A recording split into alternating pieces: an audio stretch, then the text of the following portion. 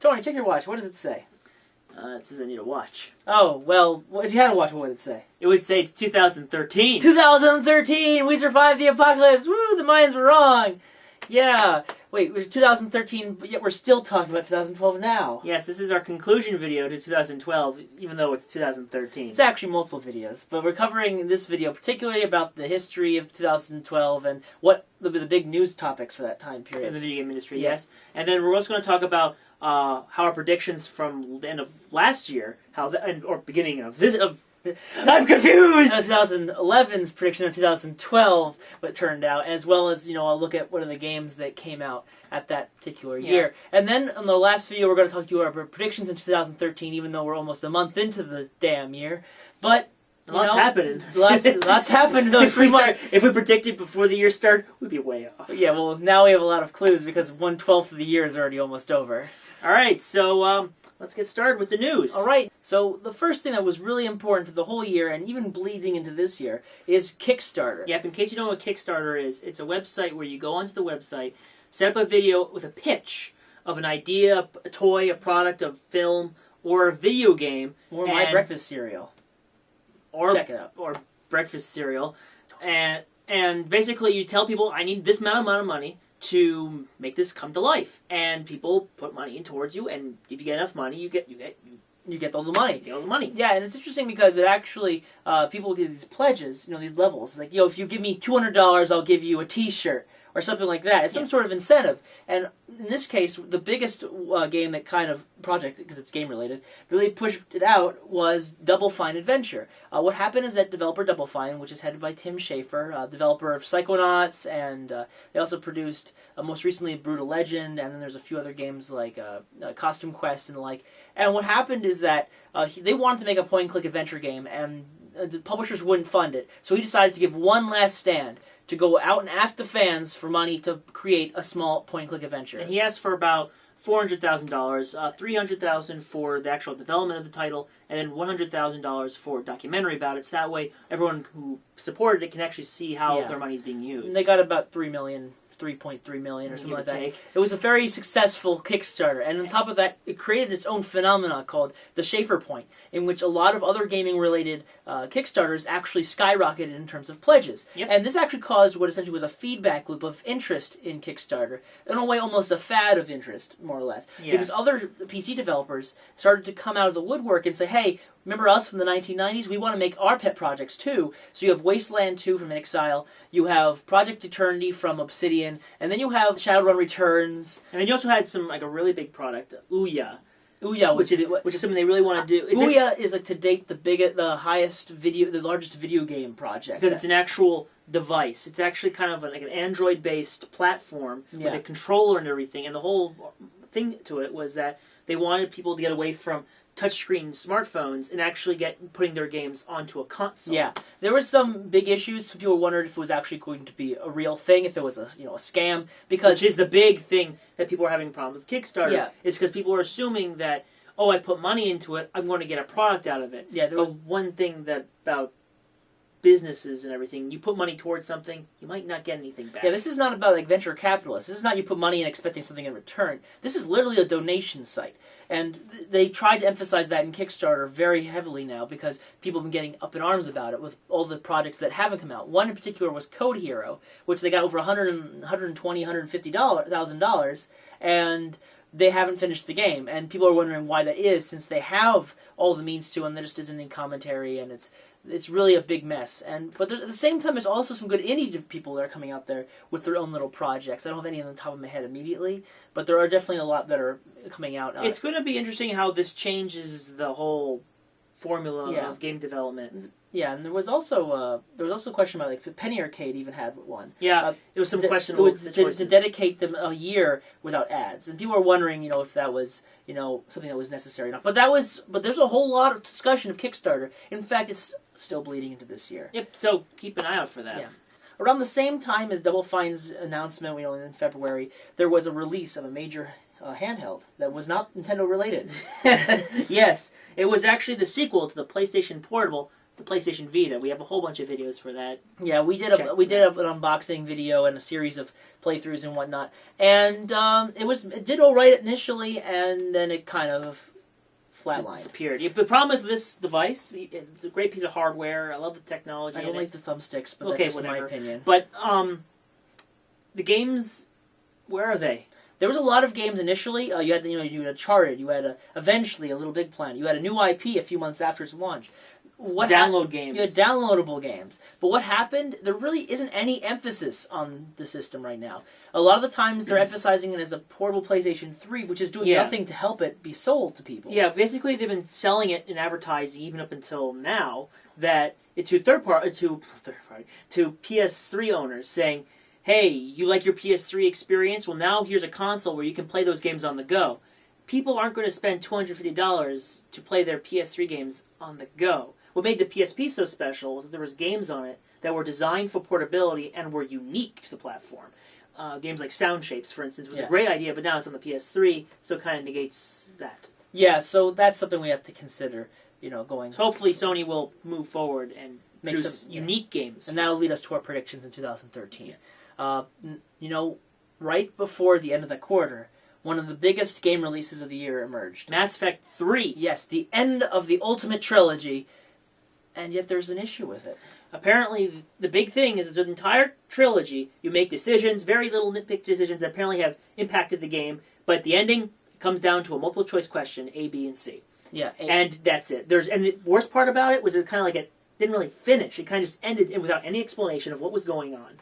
And it was ill-favorable, and the fan community just stood up and went up in arms against the group. Yeah, it was actually very interesting because it came out just weeks before PAX East. Yep, which we went to and have videos for. Go watch it. And in which case, they actually went and had a big announcement that they were creating a patch that would include a free patch that would include extra content, including revised endings, and that probably didn't stop a whole lot of people from rushing the Dragon Age and the Bioware panels and whatnot with angry commentary, because people were so aggravated that they actually were thinking this was a good idea for an ending.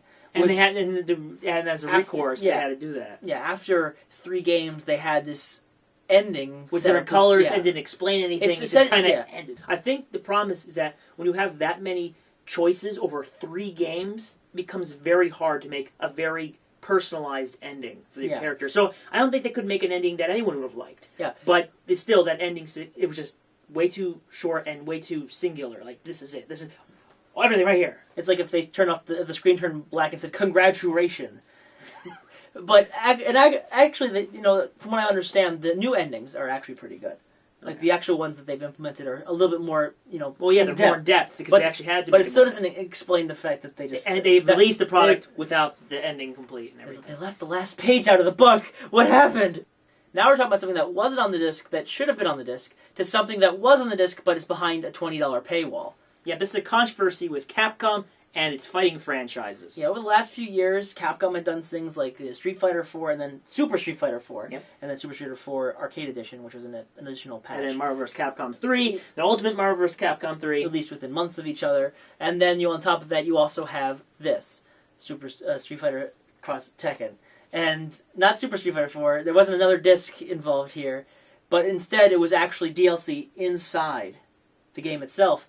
Yeah. It was games that was 12 characters that actually required an additional $20 payment on top of it. So you have people who are paying $60 for a game, which admittedly wasn't that hot from a review standpoint, and you had to pay another $20 to get all the characters in it. And apparently they said, well, the reason behind having the DLC characters on the disc was that if you were playing online with somebody and they had purchased the DLC characters and wanted to fight you, you wouldn't have the information of the characters on your disc, so it wouldn't have worked. So by having the characters and all the stuff on the disc, it allowed for online play.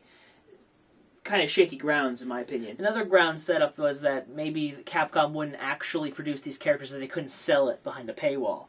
But even then, it's still acting kind of shady in the background. Yeah, where they're selling us stuff we've just paid money for. Yeah. $60 is a lot of money for a game, and now you're telling me I gotta spend another $20 for characters that's already on the disc. Yeah, this has been an issue with a lot of games. People are wondering, what games are being physically removed, what contents of games are being split apart between the disc and downloadable content. What games were actually meant to be full and then were just were shattered in order to make more business decisions. And that would lead us to the freemium-based games pretty much as a whole, which we'll get to in a moment. Now, we mentioned the PlayStation Vita not too long ago. Those old games came out, and 20-something games. You know about some of those games? Those are the last games developed by certain people. Yeah, this is sad. A number of game companies from Sony completely closed down. Yeah, and also I don't mean to say, a lot of developers closed, so I'm not covering all of them. I don't have the whole list on me. But Sony had some significant drops in terms of developers. One specific one, Sony Liverpool. If you may not know them as that, you might know them as Psygnosis. Or Psygnosis, I don't know how to pronounce it really well. But they're the ones who created, Wipeout. One of the last future racers out there. I think it was the last one. Yeah, Wipeout 2048 was the last released game for them. It's a good one. They've been kind of consolidated into another team to some degree. So they still aren't part of Sony, but still, its name stays. The legacy of 20 plus years is gone. Then you also have BigBig Studio or BigBig Games, but that company created Little Deviants, which was the launch title for the PS Vita, and they were actually closed down before the game even came out. So it's like, why even bother buying the game at that point? Yeah, you look at actually, it's kind of sad. You see their logo still on the box, as if they're alive in any way, shape, or form. And then can't even support them. Yeah, and then another game that came out near launch was Unit 13, which was developed by Zipper Interactive. Mm-hmm. That also closed. The developer Zipper had also created games like MAG, or Massive Action Game, and they also produced a number of games in the SOCOM franchise. And then on top of that, Sony ended up cutting its losses with Lightbox, which was originally Incog, and they actually created Incognito, I think it was. They created Starhawk, was the game that they worked on. Yeah, and that was like after Warhawk and everything. Yeah, and this is not even considering what happened to Eat, Sleep, Play, who created the new Twisted Metal. They recently announced that they were going to become focused on casual-based products in the future. And even it's just a whole combination of things. In fact, a lot of those transitions, the whole breaking down into smaller teams and becoming mobile developers, that's becoming a constant trend, which I think is actually becoming a problem. Yeah, well, we'll see more of those in this year, I'm sure of that. Another game came out as well. Yeah, just a little game. It's called Diablo 3. Yeah, but people were waiting for like 10 years for it. Yeah, it's just one of the most hyped up releases out there. And review and stuff, like people looked at it and said, basically they changed some sort of auction system. They had an auction system in the game that people didn't approve of, and also a lot of people said there wasn't a whole lot of content. The plot seemed fairly basic for a game like Diablo. And the concept was like saying, okay, it came out. All right. It's kind of like when StarCraft 2 came out, and it was like so big, but then you realize only 1/3 of the game was actually released. That sort of scenario. Well, I do know some things about, one thing about the launch. I remember like a few days after it launched, a lot of people were sick from work, and it was like, well, where is everybody? Oh, they cut the Diablo. Oh no. It's all over my face. No. I think it's the same with all games. Let's stay on PCs for a second. Okay. Now, y'all know Zynga. we were just talking about social games and everything. Yeah. Zynga had an IPO, an initial public offering, to enter the stock market last, I think it was 2011. And it didn't do so hot. It didn't do so hot. But then it got worse in 2012. Facebook had its IPO this year, and it didn't do so hot. What happens, essentially, is that we're seeing the implosion, the bubble popping, of social gaming, and the rise of mobile gaming, of course. And, of course, along with the rise of freemiums. Yeah, one of the interesting things before we move on to the freemium stuff, is one interesting developer, OMG Pop, they developed Draw Something. They actually got purchased for like $180 million by Zynga. And, the funny thing is, within 6 months, they lost like 3/4 of their actual install base. Yep. That's essentially how bad movement of these apps are. Because basically, you're popular 1 second, and then you're popular not. Yeah, if your name doesn't start with angry and end with birds, you have or cut the rope. You're more likely than not going to end up in this position where you have to keep paddling with new content, or else people are just going to simply waft away to the next word-based game. Because there's so many applications out there. Yeah. So moving into freemium. Free-to-play games have been rising over the last year. MMORPGs specifically. Yeah, so basically, instead of upfront subscription fee, they say, okay, you get to play for free up to a certain point in the game, like level-wise. Like, you can only get 15 levels. You can't use all these certain spells. You can't get certain items.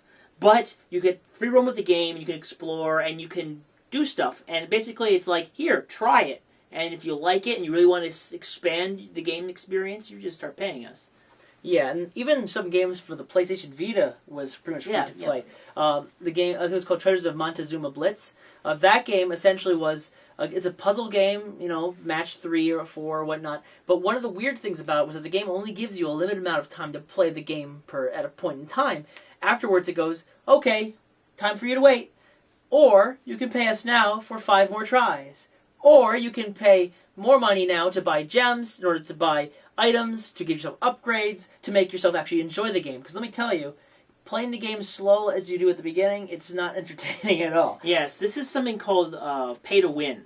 This is a problem that's been happening with some games, mainly like Greed. There's a lot of them in Greed. Yeah. Which basically, you play a game, it's basically repetitive beating up on just doing the same thing over and over again, trying to get funds to buy something that you really need, but that thing is so expensive and you'll never get there. And it's a grinding experience. Yeah. It's turning all these little games into MMORPGs into their own right, even though they're not MMOs. But what's frustrating about them, even more so, is they're saying, oh, you can keep doing that for like 4 months to get what you want, or you can pay us $3 now and you can get it.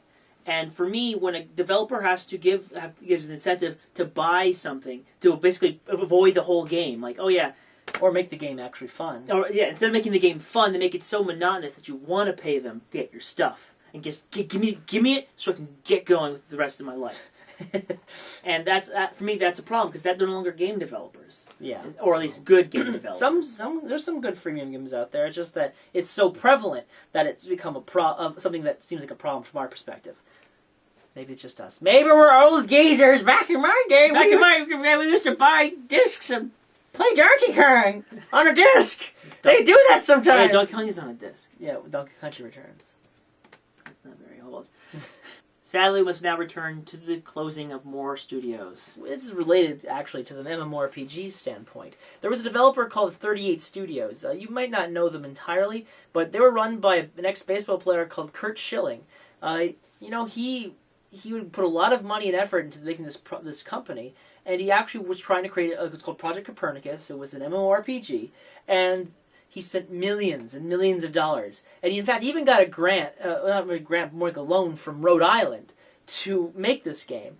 He had huge buildings, lots of lavish spending involved with it, a lot of good salaries and whatnot. They even acquired another developer, Big Huge Games, to release a game, Kingdom of Amalur, Reckoning, and that's the only game they actually got released. Yep. Before the company closed. And it was a big stink about it, because Rhode Island was like, we're never going to lend money again to game developers. And it just goes to show, even if you have millions and millions of dollars, if you make an MMORPG and it takes more than 6 years to develop, you're probably going to end up bankrupt in the end anyways. And also, despite the fact that he was kind of a nice guy about it, some people found out like instantly that they had lost all of their all the health benefits. Yeah. But maybe there's some good news at E3. What happened at E3? Nothing! Yeah! Okay, for some reason, all 3 companies failed to deliver this E3. Microsoft stepped out, said, here's SmartGlass, which Microsoft en español. No, Microsoft. They connected Microsoft, Xbox Music, and then they showed off some games. Yeah, they showed off some games. Xbox Music! You brought that thought back into my head. And there was some Kinect games, but there was no talk of the new console. None. There wasn't a price drop or anything. Nothing. There wasn't any amazing games that were brand new announced, because all of it was already announced prior. Yeah, and they had some hints of games from 2013, like Loco Cycle and Matter, but even then, and even New Gods. But even then, it's like, give us something. But they're like, no, we have Halo. You'll buy it anyways, and that's what happened. Yeah, they showed us Halo, Gears of War, and no surprise, another demo of Call of Duty. But it was no surprise. But it was definitely the SmartGlass that was their big thing. They wanted to be like saying like, hey guys, we can do the same thing that the Wii U is going to do. At least what it felt like. Yeah, well, calm down. Though they even showed a trailer of, well, we don't have any games for it, but here's what it would look like if we used our SmartGlass for the games. It was really weird. It was surreal. They coasted this year so bad. And then Sony did the same thing. Sony, they had a PS Vita they could have talked about. They could have talked all about the games. They talked about, for some reason or other, Sony likes announcing all the games before E3. 2 weeks before E3, they had the new God of War, the new Title Fighter, which was actually Sly Cooper was announced like what, 3 months? Yeah, and then they announced the new Title Fighter, which was leaked like a few months ago, like a year ago. What are you talking about? And they announced all these things. They said, "Oh yeah, it's coming out for the Vita." And I said, "Well, what new stuff's coming to the Vita?" There was a new Assassin's Creed game they talked about. Yeah, they had new bundles. They mentioned Call of Duty. Unaware that the game had just started development. Yeah. Well, they weren't unaware, but we were unaware. We were unaware. But it's like, okay, what about the next PlayStation? Or where's the unique games, like amazing games? The Last of Us was what was unique. That was what they wanted to show, is The Last of Us. Now, granted, for them, I think they're... No Last Guardian. None of The Last Guardian. I think Last Guardian is going to... Well, we'll talk about that next. And then Nintendo. Oh, you got Wonderbook, by the way. Oh, Wonderbook. They gotta stop showcasing that thing. Every time they show it off, it doesn't work well. And I think it's a good idea. It's a cool concept. But they can't demo it. They can't demo it. Every time they demo it, it's like, fire, come out of the book. Why aren't you coming out of the book? It's okay. Light it on fire. It's okay. The book's people are shy. It's stage fright. It just doesn't know what to do. And then we have Nintendo. We were expecting to be blown away with the Wii U, because people were like, Wii U's got better graphics, it's going to have all this content, and Nintendo has to sell this holiday season when there was no competition. Did they? Did they have to? Well, they should have, but they didn't. Well, the problem is that 2011, they kind of showed off everything they had. Yeah, they said, none of these are games, but it turns out all of them were games. So it's Mario, Nintendo Land. It seemed like they were missing... They only talked about what was happening up until the end of the fiscal year. Yeah, pretty much all the games that talk about E3 are games coming up between, essentially, when it launched, all the way to about March. April or so at this point. And even then we're like, really? Is this what you're planning to launch the system with? Wait, where's all the other content? Where's the 3 Mario? Where's Zelda? Where's Metroid? Where's Donkey Kong? I'm just going to keep listing all Nintendo franchises. Where's Kirby? And where's F-Zero? Where's Star Fox? But then they had, there's a 3DS conference. There was a 3DS conference. Turns out it was just the same games we already knew about. It wasn't like... No new announcements for the 3DS. Yeah, and that was absolutely asinine. People, and actually the only big news was they said Fire Emblem was coming out, and that was a slip of the tongue. And it was like, oh, cool, we know that. That's something that should have been announced. Yeah, and then they announced the 3DS XL 2 weeks later. Yeah, we don't have that.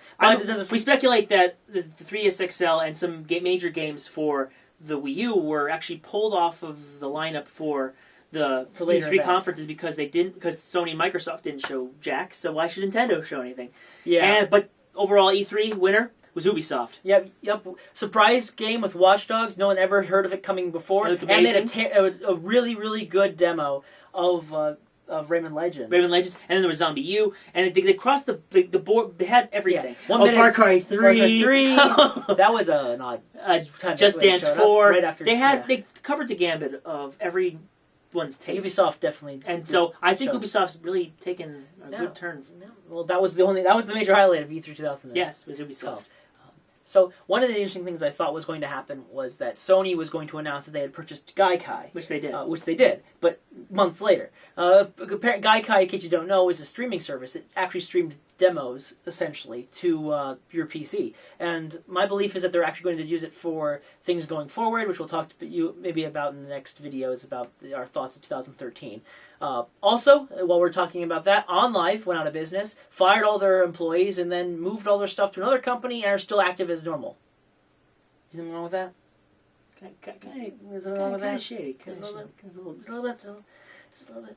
So while we're talking about PCs a bit more, Steam Greenlight is now a thing. Yeah, apparently Greenlight is, if you want to get into Steam, put your game up there, and people say if they want to buy it, they would buy it. Yep. And then if you get enough points, the top 20 of those numbers get 10 to 20 or something. They get picked and say, okay, now you're on Steam. Well, apparently this is now becoming the thing to get onto Steam. Yeah, so now it's really being limited to that service. So you're like, okay, you have to pitch even games from Kickstarter are appearing on this list before they even get funded. They're simply using it as a means to say, okay, when you're done with your game, it can go onto Steam. I think the game should be finished before they do that. To be honest, to get to the top of the list, you really have to be wanted by the fans. The problem with this, of course, is that certain games that really should have just been released on Steam are going to have to go through this process. Games like from big developers are going to have to go through this process. And that means it's going to overshadow the smaller developers.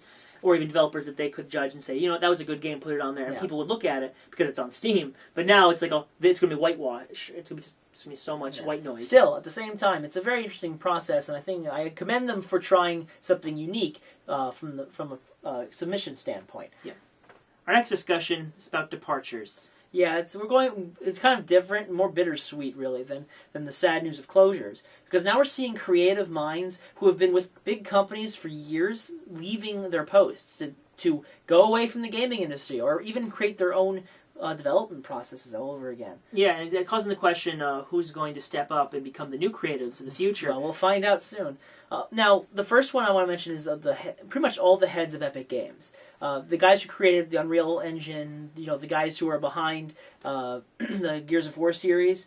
Cliff Bleszinski himself has left. I think he said to be a family man, was what he said. But he even gave some hints. He likes trolling like this on the internet. But I think he actually is planning in some way to make a project in indie form rather than actually in the bigger size. But even the other heads of the company have left or been removed to another position. And I'm questioning why that's the case. Unreal 4 engine is almost out, or is out already, I don't know.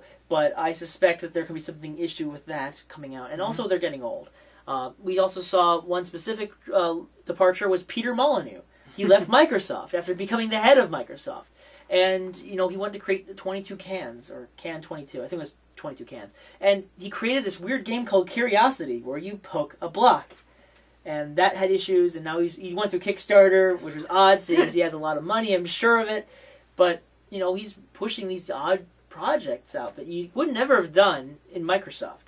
And we had Rob Bowling from Infinity Ward. He was a big community face for the company after the issue that we had with the heads leaving the company, and he decided to leave. So he's gone. Bye-bye from Infinity Ward. And then we had Kelly Santiago after the award-winning Journey was released. She left that game company, and we don't know why.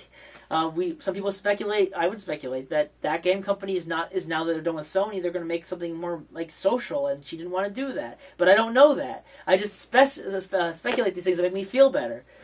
And then we have, you know, the two heads of BioWare, which I'll just read off here because I can't pronounce their names. Ray Muzica and Greg Zaychuk. I just killed those names. But either way, they left BioWare. And they said the reasons because they wanted, you know, focus on their families and move on with their lives. And some speculate that because of Mass Effect 3... and the relative failure of Star Wars The Old Republic is the reason why they're essentially retiring, much like a Japanese head retires after a game fails so badly.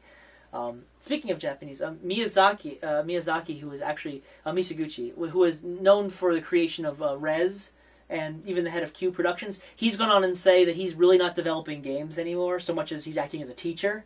And so there's that concern. You know, he's gone off and done his thing. There's even discussions with Shigeru Miyamoto from Nintendo. There's a whole stink about that. He said, "Oh, you know, I'm getting older, and I'm not going to be around forever. I'm retired." And suddenly everyone's like, "He's retiring! Oh my God, Nintendo's screwed!" And then he's like, "No, calm down. I'm just prepping people for my retirement." Yeah. And it's going to happen. Well, he might be a guy who just works until he dies. But the fact is that he's no longer young and fruitful. Make another Brickman. So what they've done is they actually give him his own little team. He's going to make his own small games, probably download games, and he's going to make games that he wants to make. I don't believe that, but I definitely suspect that he's thinking of something like that when he actually does step down from his general manager position. Some people have even speculated that after the big restructuring that they're going to have in the next couple months, that he's actually going to make that step down. Which we'll talk to in our discussion of 2013. I'm really hyping that up, aren't I? It's gonna suck. So, you know, let's get out of the departures and get to the arrivals. The arrival of the Wii U. This is the deluxe one, in case you didn't know. They don't all come out. They didn't come black. I'm just shining light at the screen, at the camera now. All right. So yeah, it came out. Yeah. And stuff happened. not the good stuff. Well, first off, not everyone bought it. Yeah, there's a lot of them in stores. A lot of people bought them. A lot of people were saying, there's a lot of confusion about the name. People saying, it's just the Wii. Yeah, it's like after the Wii's Prime, this came out. So people were like, I don't want another Wii. So that was a big problem, but thankfully Nintendo had some, some things. But a lot of people looked at it and said, yeah, just another Wii. Nintendo Land isn't bad. Miiverse is pretty cool. Too bad that huge 1.5 gig patch had to be downloaded. That sucks. Yeah, basically when you open the box and you hook it up and you do all the setup, it says, okay, now there's going to be a patch. It took us an hour and a half. Now, of course, we were getting dinner, so that was okay. It was all right. But still, it was like an hour and a half. If you had a kid open this on Christmas Day, they'd be like, what are you talking about? Hour and a half. In that time, you could have burned the house down and hid your bodies. But actually, a long time. Nintendo was actually so concerned about that. They actually tweeted everybody saying, "Oh yeah, by the way, if you're getting a Wii U for somebody, open the box, set it up, and do the warranty and update the product, and then put it back in the box and package it." So hopefully that in 2013 maybe they'll get a little bit better with that. Yeah, and third parties, most of their games were ports. Yeah, most of their ports were made terribly. Basically, because of the Wii U isn't really that doesn't have a huge GPU.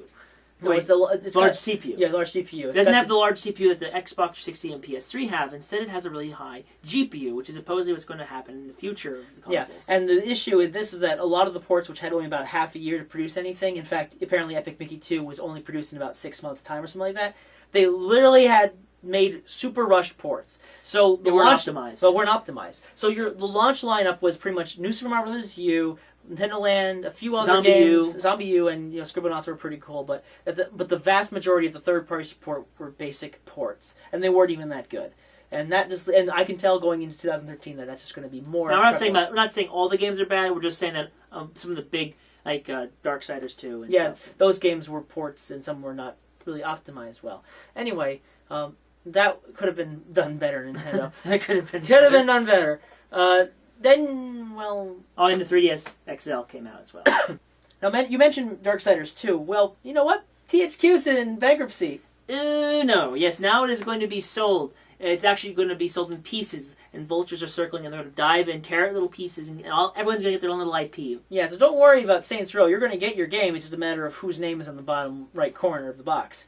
It's going to have Activision, probably, or Warner Brothers, or Microsoft, or Nintendo. No, not Nintendo. They don't buy Nintendo's not get to that. Now, it's kind of funny how THQ was on the rise when they released that U-Draw back in U-Draw, 3 years ago. And then they had a U-Draw for the put like a ton of money into making a tablet for the HD consoles, and it just bombed so hard. It actually, I think that was the nail. I say that was the coffin. Yeah. That was the whole thing. Mm-hmm. Nails and everything.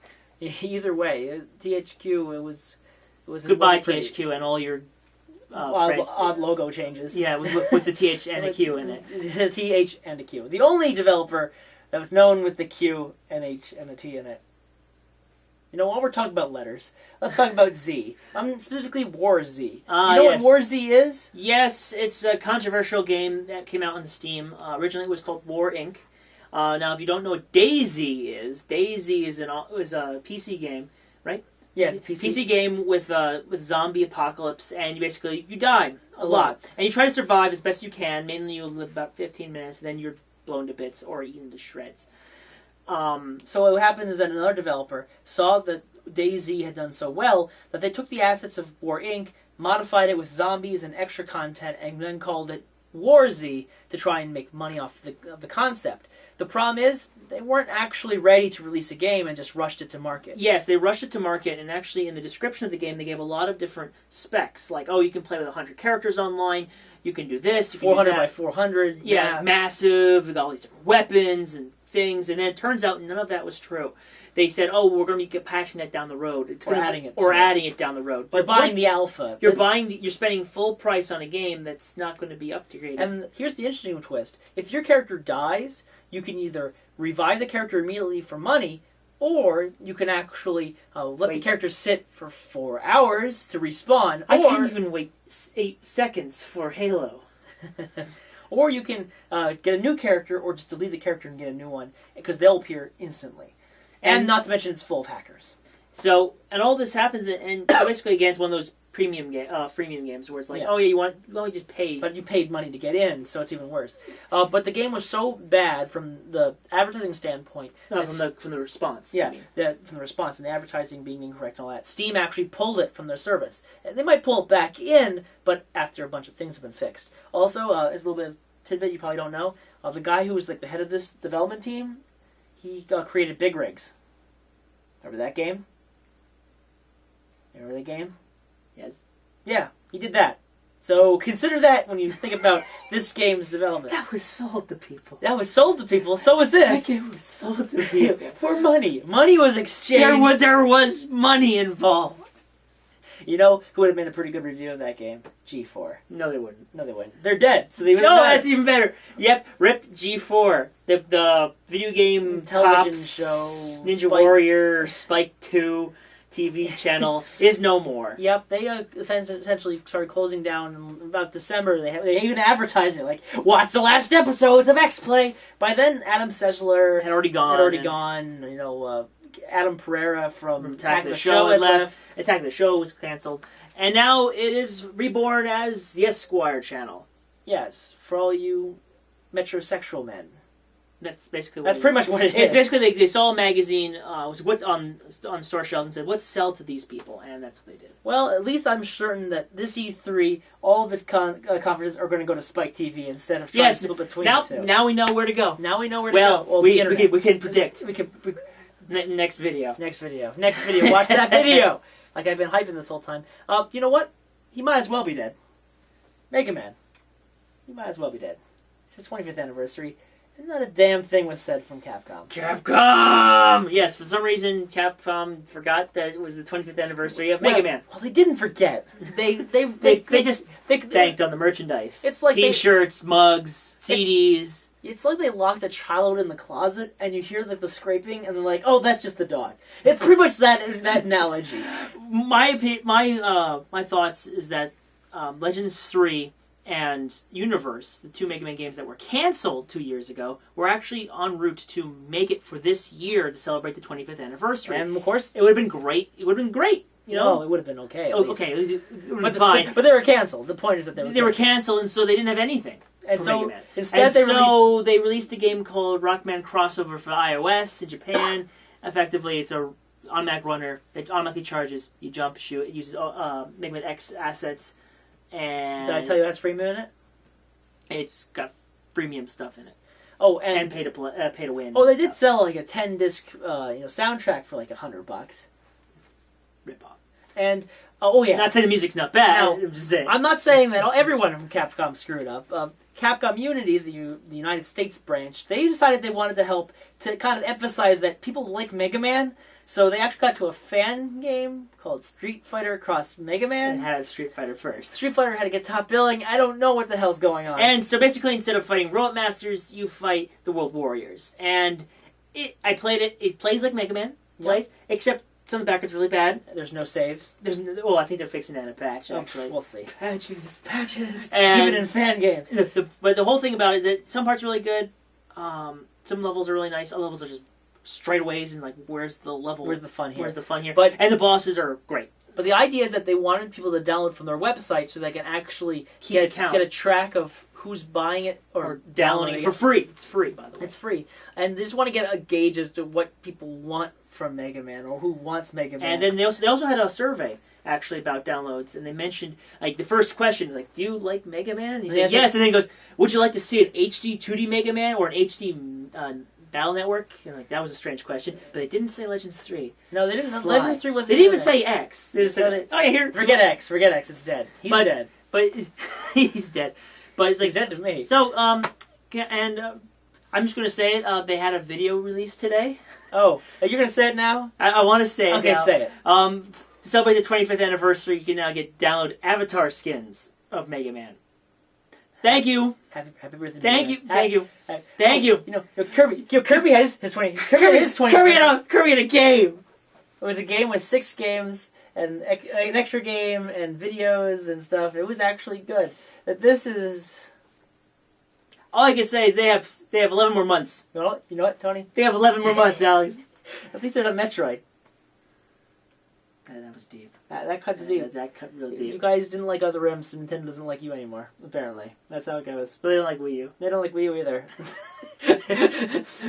All right. So let's end this because this is taking so damn long. It's probably like 40, 50 minutes. We don't have a timer around here anyway. Now, this last topic is more relevant to the gaming media than it is really the gaming industry. Mm-hmm. What happened is that Rab Florence had an editorial at Eurogamer where he discussed the idea between PR and the gaming journalist. An example he gave was Jeff Keighley, who he's the head of GameTrailers.com. He's the persona. He's like GTTV. He's a good reporter. Yeah. He's a big reporter. He has like some big credentials on his belt. And what he does is he's promoting a contest for Halo with giant displays of Doritos and Mountain Dew. Mountain Dew. Thus Doritosgate. And he used a few other examples, specifically people on Twitter, who were actively tweeting to get a PS3. That was like a big thing. And he actually pointed this person, he called them out by name. He said, I'm not calling you out, he actually explicitly said, if I recall. He goes, I'm not doing that. I'm actually just want you guys to know that this could be construed as wrong. And what happened is, that person sued. Yep. Or threatened to sue. Or got her lawyers, and they eventually took down the article, and he was forced to step down. Or he said he was just stepping down. He quit, and at the same time, the chunk of area where she was mentioned was removed. Unfortunately, there's a thing called the Streisand effect. That is, if you try and suppress something, you're going to be looked even more. Basically, because she acted against the article, people started looking more closely at her and all her actions, and they found out that she was actually doing exactly what he was pretty much. She was, her whole background, her avatar on Twitter and whatnot, was all related to Tomb Raider. And she is apparently really interested in it, but it turns out that she actually is very close. Yeah, she has a big conflict of interest with Square Enix. She's done work for them before. Who owns the developer who's making. Yeah. So she has all this connection to where her doing a preview or review of Tomb Raider or any other game from Square Enix. Or even talking about it. Would be a problem. But she has done previews. And also the company she worked for said, oh, no, she didn't do that. But she did. But she did. And she was saying, oh, I can't wait for it, guys. You should keep an eye out for it. And the fact that she was doing this and she was also working with Square Enix. And it was like, why are you doing that? You shouldn't be promoting something you worked on. Either way. Or at least using your position. Yeah, so there's been this big concern about, what do journalists do in the gaming industry? They get games for free and they review them. But doesn't that seem like too much? In fact, Eurogamer has even gone so far as to actually change their whole policy and say, we pay for all things. We can pay for travel and whatnot. We'll actually mention at the end of articles what was paid to us by the companies specifically for that event. And that's how significant this is for them. And I think it should be more prevalent in the gaming industry. In order for this to become more like a mature audience, we have to have more people who are willing to actually, people who are unbiased, people who actually try their damnedest to be unbiased, and people who acknowledge bias, who actually avoid areas of bias. For example, if someone who was extremely hyped for, Sony, who's a big Sony fan, and super hyped, and would get every game he played from Sony, Big 10 or something like that, that person should acknowledge that they're that really hyped. And while it would be nice for them to do games from Sony, maybe they should try something else. Maybe something that they're less likely to look at in such an overly subjective manner like that. Yeah. So I just kind of said everything myself, didn't I? Yeah. Yeah. All right, so that was 2012, not 13, 2012. Yeah. I thought it was, thank God it's not 13. Yeah, we still got a year ahead of us. It is. According to my watch, it is 2013. And according to my watch, you don't have a watch. Correct. So the next video we're going to cover is going to cover our thoughts of the games that come in 2012, as well as, look at our predictions, which we made last year, 2 years ago, and, how poorly that turned out. So much.